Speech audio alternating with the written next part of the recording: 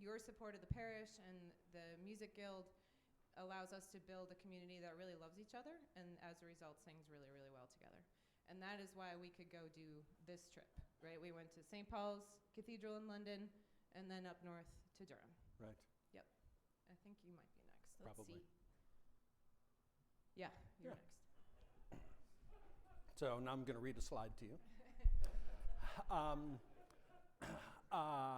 So we started in St. Paul's, and we were 2 days in St. Paul's, sang 3 services. That we sang Evensong every night, and we were there for a Sunday, so we sang the Sunday Eucharist service, and yeah, I think yes. Anyway, we could pick nits with many of these things. That we had like a double-decker tour bus, so there was a period of time where we were all on one bus, which, as a former like high school band director, totally inconceivable that you can get 70 people onto one bus. But if you stack them too high, then it works. And we had dinner together as a group 4 times. That 6 other nights it says dinner hosts. So what that means is when we were most nights dinner was on our own. And we are a community of people that love each other, and so it's easy to say, oh, are you going to here? And so we all just sort of like paired up. But we always wanted to make sure that nobody had to corral their own dinner. And so there was always somebody or a pair of somebodies who would say, we're going to be in the hotel lobby at whatever time, 7:30, and we will go to dinner. And maybe prior, so the people might say we're going to go to the Italian joint, or we're going to go to the fish and chips or whatever. And we would, and so that happened 6 times. And I think we hosted once, and we kind of went anyway. And it was great fun. Worked out all the time. Yes, sir. How many days? 7 plus 2 plus 1, 10. Because we were 2 days in London, and then anyway.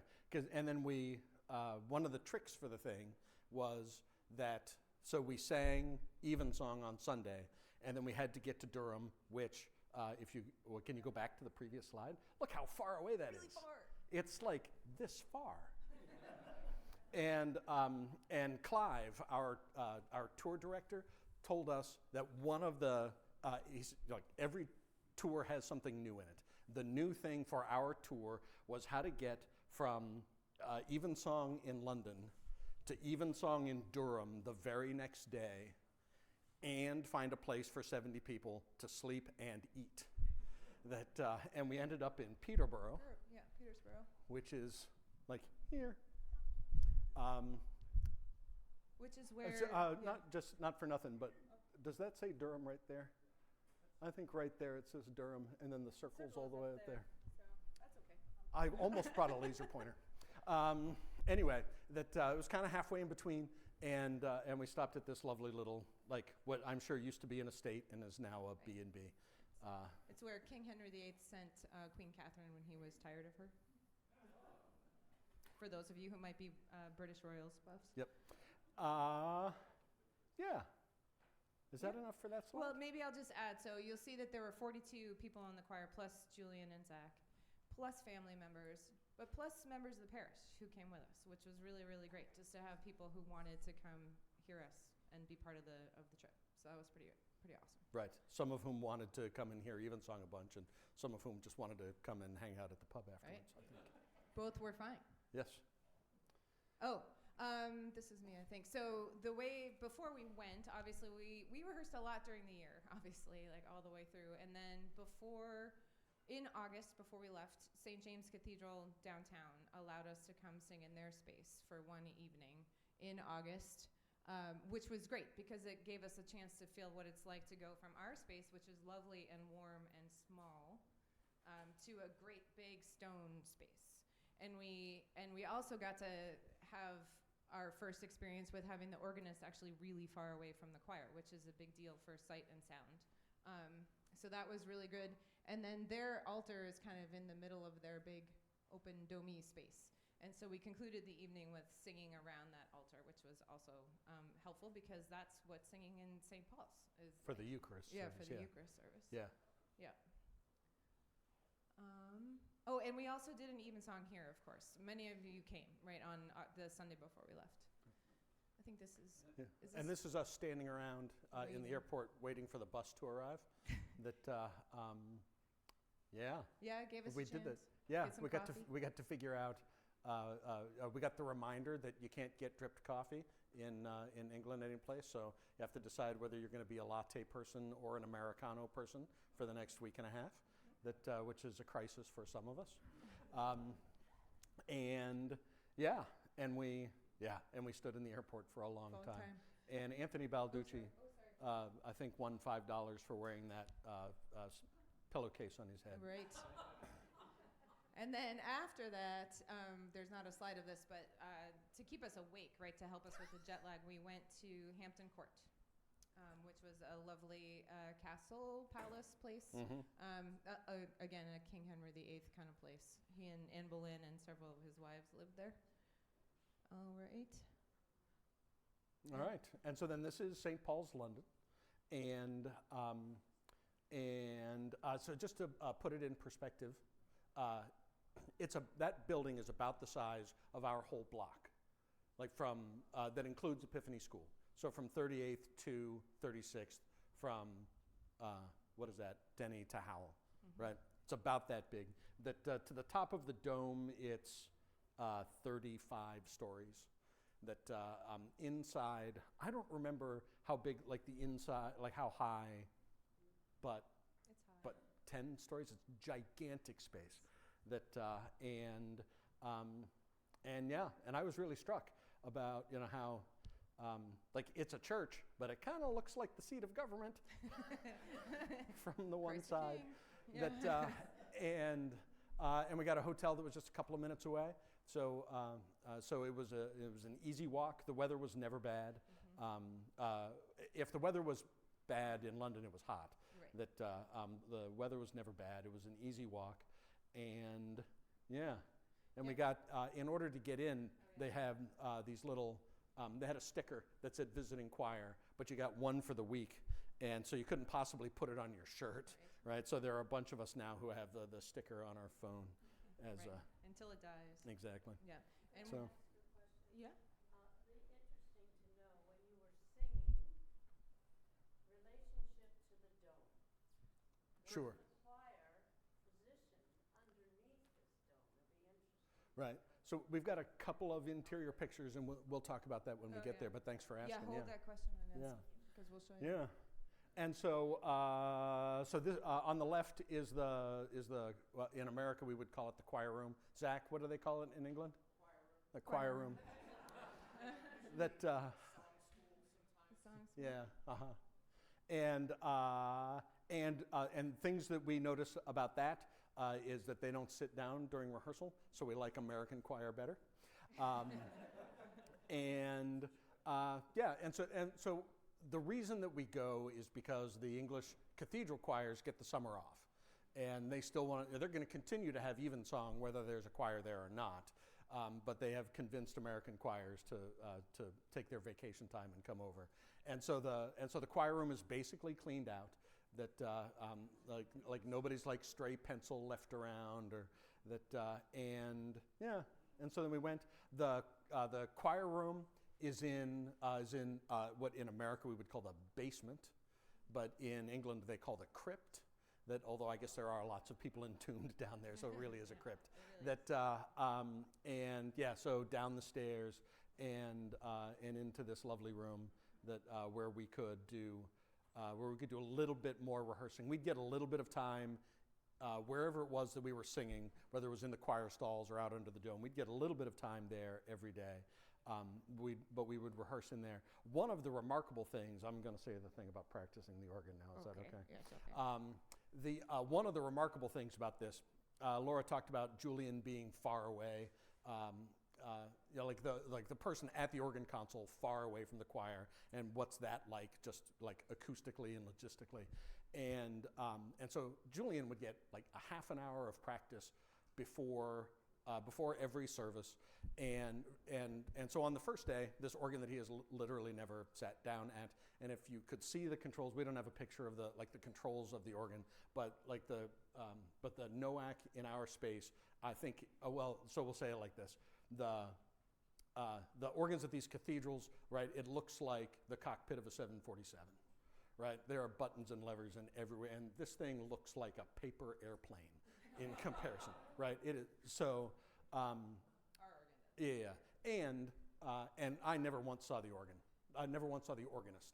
I don't know if it was possible, like to see, but like Zach would be talking to this person who's over here, and so I don't know, screens and cameras and the work that any organist, but that Julian did to be ready to play a service on what looked to me like a completely foreign instrument every week was truly remarkable.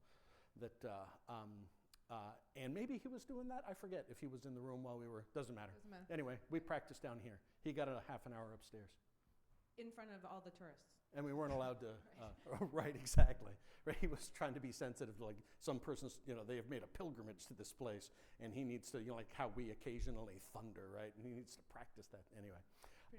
And we weren't allowed to eat and drink in the room. Nope.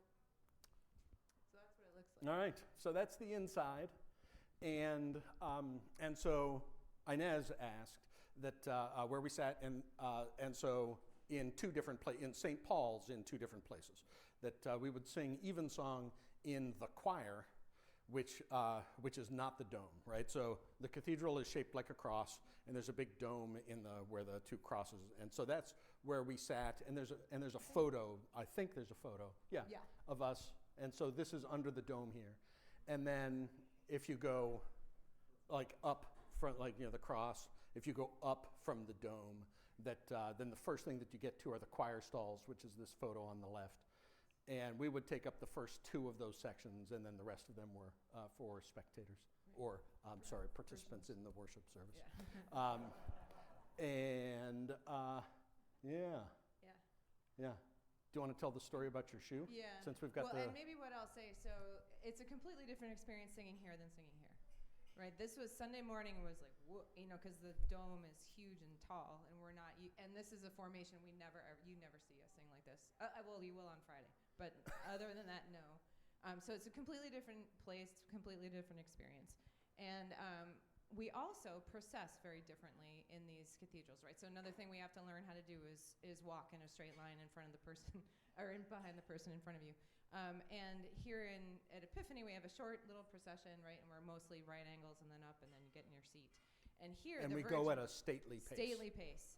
Here, the verger, her name was Esther. She was pretty fabulous, and she was like, "Okay, American choir, we're gonna go fast, and we're gonna go archy flowy." So archy flowy. So none of this right angle stuff. What we want you to do is come in and like this. And do you see the medallion in the center of the floor there? That was a very terrifying place for all of us. Like, none of us were willing to walk on that thing. For some reason, it was like there was a force field around that. Couldn't walk on that thing. And she was like, "No, you need to walk on the medallion." So we're like, "Okay, walk on the medallion. Okay, we're going to do it." And the other thing to know about English hymnals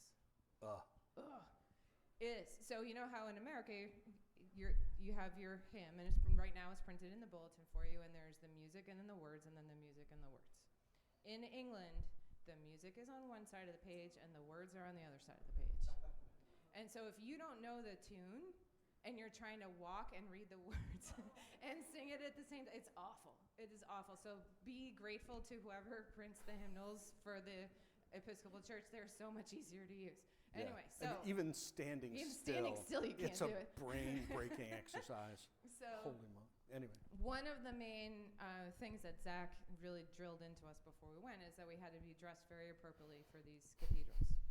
And so nothing that showed your shoulders, nothing, your skirts had to cover your knees. And then for the ladies, you have to have black shoes, and your ankles, so this would not be okay. Your ankles could not show. You have to have black socks, black shoes, most important thing, because they'll kick you out if you don't have the right shoes on. And so first night, Saturday night, we're totally jet lagged, never sung in a cathedral like this before, learning to do archy flowy on the medallion, and my shoe starts to make a noise. And I'm like, that's super weird. So we go and we sing, we do the rehearsal, we come out, practice coming out, my shoe's still making the weird noise. I get to the choir room, turn my shoe over, and the heel of my shoe has come off so that it is sideways on my foot. And of course, we have 10 minutes between, now and then our first service. So I'm like, what am I gonna do? It's our first service. So I said, does anyone have glue? No. Does anyone have tape? We were supposed to have black tape. No black tape. I looked in and we found the first aid kit. So I was like, oh yeah, because there'll be, medical tape or something. I can tape my shoe up. Nothing. Andrea says, I have gum. So I'm like, okay, great. Got everybody within sight to start chewing this chewing gum, which I stuck my shoe back together with, just a few seconds before I had to go walk on that medallion. And I was terrified that it would last long enough for me to get to the medallion and then smear gum all over the floor of St. Paul's Cathedral.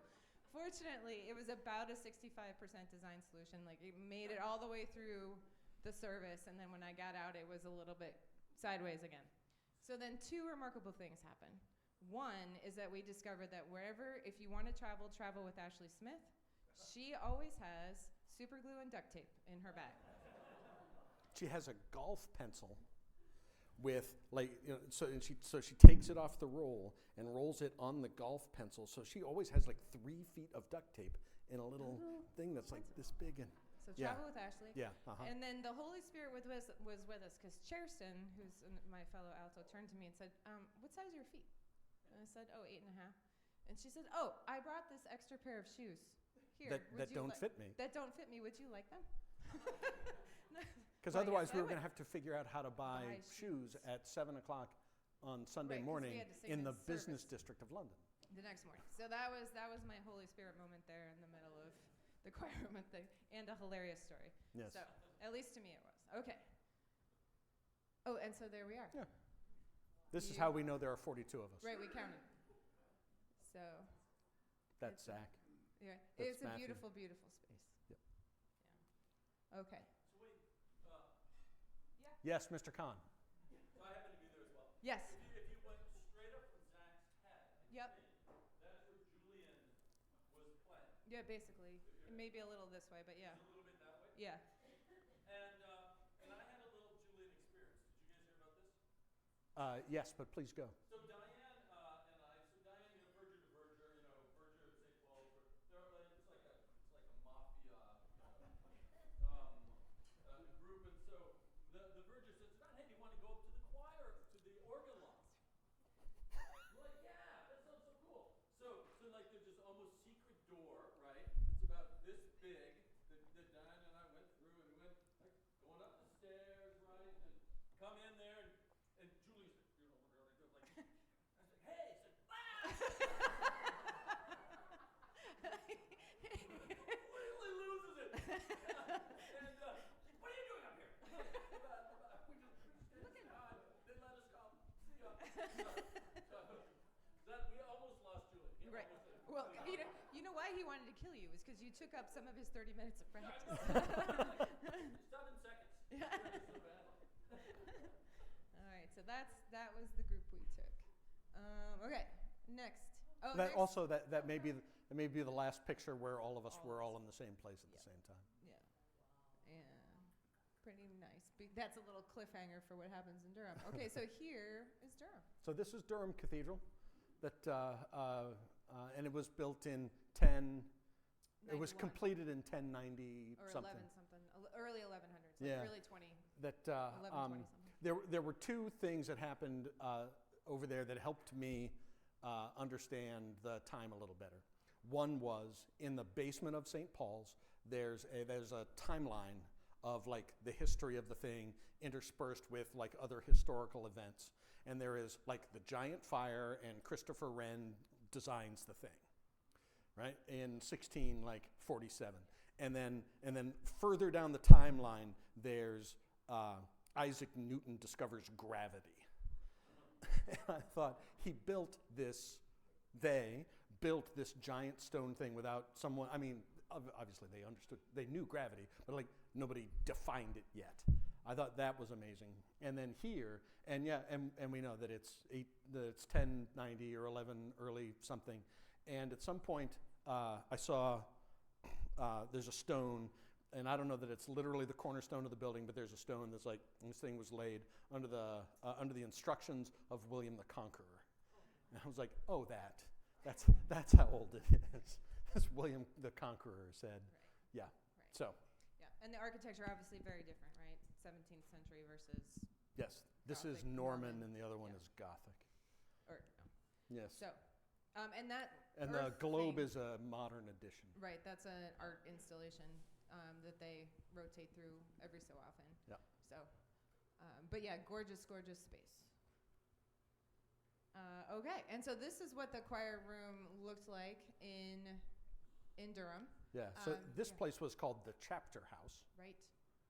which is different because the choir room, because we don't have a picture of the choir, right? Upstairs. The upstairs, yeah. Yeah. So there was a very scary little the chorister school at Durham. It was up a super scary flight of stairs to an attic, basically, which is where we were able to leave all of our valuables and stuff during the service. But this is where our robes were, etc. There's a picture of James tucking in his shirt, apparently. And then this is what it looks like. This is us in the stalls. Yeah. Mhm. And you'll see, we were such a big choir that we had to have people down on the floor. We didn't fit in their choir stalls, even in Durham Cathedral. I mean, we would have, except that they saved the rest of the stalls for parishioners or folks who want to come hear the service.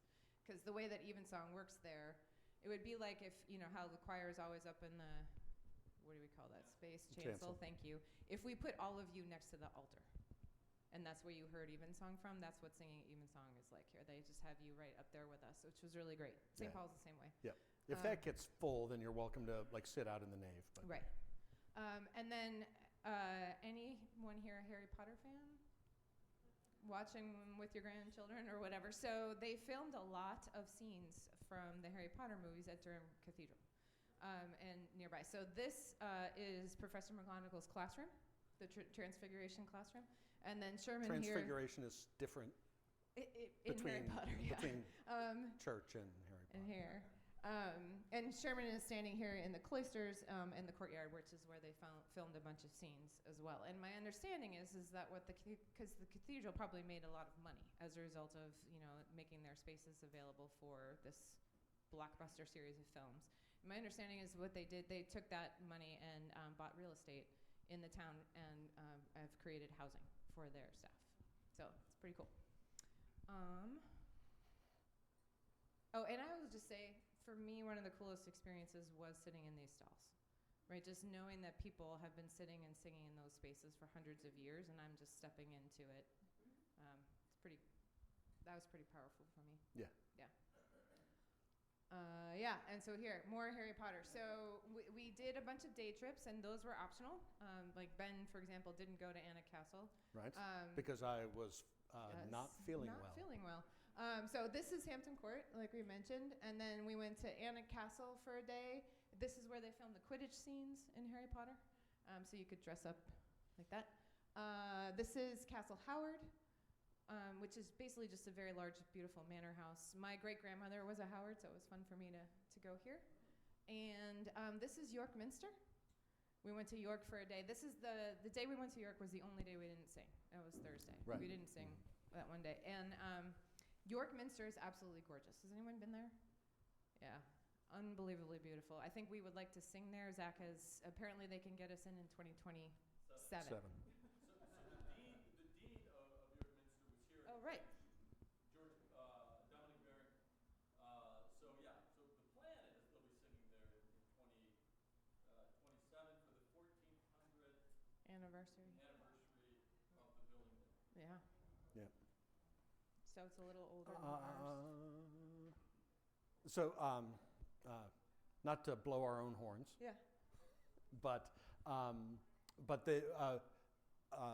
we were like immediately invited back to Durham. That the folks there expressed some admiration at our ability to fill up that space. And we like to think that we sing loud all the time. We do sing that all the time. So that was and so we got lots of great feedback, including on the last day that we were in Durham. And there's all sorts of church staff around, and because we're doing a special thing, and I forgot any number of times that, like, this is just the verger, right? This is a priest who works there, and I forget if it was a verger. Do you remember but anyway, there was a person who has been on staff at Durham Cathedral for 30 years that came and told us. So it's not like I heard somebody came and told us that we were one of the 3 best, apart from the cathedral choir, one of the 3 best choirs he's heard in the 30 years he's been at. So and it's too bad for them because we will never go back. Just because there are so many cathedrals, it would be a long time before we rotated around back through. They love our podcast. They listen to our podcast. That's true. The church staff are big fans of ours. All right. This is you, I think. And so we did things besides singing evensong, right? Because there are 23 and a half hours in between evensongs. And so curiously enough, all of these pictures are at the hotel bar. And we hung out. It was fascinating to me. One of the things that I worry about, right? Oops, sorry. Right, former school teacher, is people dividing into cliques. You take this whole trip and only talk to 3 people, and that at least was not our experience. That we had dinner with somebody else every night. And we only hosted, like we only acted as a host one night. And we spent some time hanging out. This is all the hotel bar. I look so happy in that photo. But we also, we explored all the restaurants in town. Durham is a small college town, and I felt like it was the perfect size. Because like 2 nights in, somebody has been to every restaurant, and so you know where the good Turkish food is, and you know where the good Thai food is, and like just all of that. And so then you can, and we rotated around, and people found pubs to sit in, and we had a delightful night with Sherman and the Balducci's playing cards in a pub. Right, like a place that serves beer but not food, like a real English pub. It was fantastic. It was a lot of fun. Oh, and we also ate dinners together. Mm-hmm. I think there was an earlier slide that we ate. So we had group dinners together 4 times, including the first night and the last night. These are photos of the last night, which also happened to be Zach Hemingway's birthday. Just a few days before his birthday, yeah. Happened to be the celebration of Zach Hemingway's birthday. His 40th birthday. And John Starbard went and found the baker in Durham who could crank out enough cake for 70 people. Right, Black Forest cake, which is Black Zach's Forest, favorite. which is his favorite. And it turns out that we didn't need to feed 70 that night. Right, because one of the stories that we haven't gotten to yet, so I guess now is the time, most of us got COVID. So on Thursday of the York Minster Day, people started testing positive. So it swept through the alto section, took out a good chunk of the tenor and bass section. People who hadn't, and we have a lot of choir members who had never had COVID before. Those folks got pretty sick. No one went to the hospital or anything like that. Right. But I think by the so we showed you that photo of 42 of us. It's at St. Paul's. I think after our last service in Durham, we were at like 25. Or No, it was 30. I don't know. I didn't 32 count. or But 5. Jenny had to do Carson solo, like all kinds of stuff. Yeah. So Yeah. we just had to kind of. I don't think we changed the music list at all. I think we stuck to the music list, but we had to make some pretty serious adjustments. Yeah. And there were people who got sick and tested negative. Right. And so some of it may have just been like regular airplane bug. Yeah. But and it just masked up. But we stand really close to each other and breathe really deeply, and then right. Yep. So if you're gonna like get the first sick, documented super spreader event was a choir rehearsal. Was a in choir Skagit rehearsal County. in Washington State. Yeah, so Skagit County. yeah. Oh yeah. So this is the same photo. This is not the photo at the end. Not the everyone's down photo, but yeah. I think the point here is this was an amazing trip. And we say it's an incredible trip of a lifetime, and it was. I mean, hopefully we will do it again. The program that we've built here supports doing this again. We now know, I don't even know how many Magnificats, Mags and Nooks, Magnificats and Nunc Diminuses, which are the canticles that we sing at Evensong, every Evensong. Précis responses, like we've got a whole bunch that we can just do, and that's what Zach told us would happen, is that we will come back. The other thing that he told us would happen is that our psalm singing would get better, and he's right. It is so much easier for us now to pick up a psalm and just read it and do it, rather than having to really slog through. So that has gotten a lot better. I think our ensemble sound is tighter as a result, and we just have a lot of great stories. And so, and the other thing that was fun is that in Durham, the walking pilgrims joined us. Right. And we miraculously, I don't think, gave you COVID, despite everybody. You stayed away. Okay, No, good. you So- sat across the table from me at people. dinner the night that everybody had. That everybody had COVID. Yeah. Yeah. And so that was really great too, just to have Epiphany folks around and to see familiar faces in the town and in the congregation was really, really Yeah. awesome. So it sounds like we are planning to do this again in 2027. I think Zach would prefer 26, but I think York is a pretty strong draw. Right. And again, thank you. I mean, putting something together like this takes a ton of concentration and money. I mean, frankly, one of the things that this parish did that was remarkable was that everybody who wanted to go on the trip went. And so that cost was not a problem. So thank you very, very much for that. And thanks for all the love you give us year round. And I think that's it, except I think we were supposed to make another shameless plug. Yep. There it is. For Friday and Saturday. That might be it. Yep. So with that, thank you for listening to us. Are there any other? Are there any questions? Yeah. We do, as a matter of fact. We are singing Handel's Messiah. Wow. Yeah. And we'll be here, and if you want to come, like, sit in the balcony, we'll be here Wednesday, Thursday, rehearsing from 7 to 10. Yep. Yeah. Elizabeth. So I was one of the people that was able to be part of the walking pilgrimage that started in Durham and able to hear the choir. I've also been lucky enough and blessed to go on pilgrimage with the church other times. And just the added spiritual discipline and spiritual formation of being alongside the choir and participating in that flow that has been around for so long, William and Alfred, thank you for making those historic references, because this has existed, and it's lovely to dip into that other culture's context and to really have that be a significant cornerstone of what pilgrimage is. I know it's part of what we do at Epiphany. So if people are able to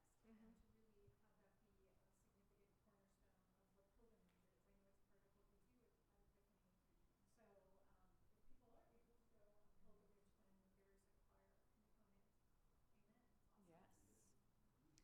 Clip. I just wanted to ask, was there any significant difference in singing in St. Paul's compared to Durham? Well, I think that St. Paul's was different every single time we sang there, and I'm just going to move over so that I can see Clip and not through heads. St. Paul's was different every time we sang there. That because we started with an evensong, and because just one kind of thing, and in the stalls, and then the Eucharist service, and we were out under the dome in a long line. That with a different organ console, right? Because anyway, and then we went back into the stalls for the Sunday evensong, and we're getting over the jet lag and all of that, and so like St. Paul's was singing in a different gymnasium or barn every single time. It was always cool. It was always hard. And so that was St. Paul's. And then in Durham, the thing that was really interesting to me was I felt like we learned something new about the organ every service. And I think that's probably because that Julian got 30 more minutes, and he's like, oh, what does that do? Oh, that's cool. I can make that go. And then there'd just be this new layer or a new effect, or just like better control of the thing. That we have a lovely organ. It was not built to it was not built for a 50-voice choir, and it doesn't like it. So like hearing and we sang a lot of English cathedral music. We sang a lot of good, good solid American rap. We sang a lot of English cathedral music, and so to sing those things with the instrument that's like designed, that the composers had in their heads when they were writing that music was really revelatory. Yes. Yeah. Yeah, there was something else I was going to say about. I feel like we got more comfortable in Durham too.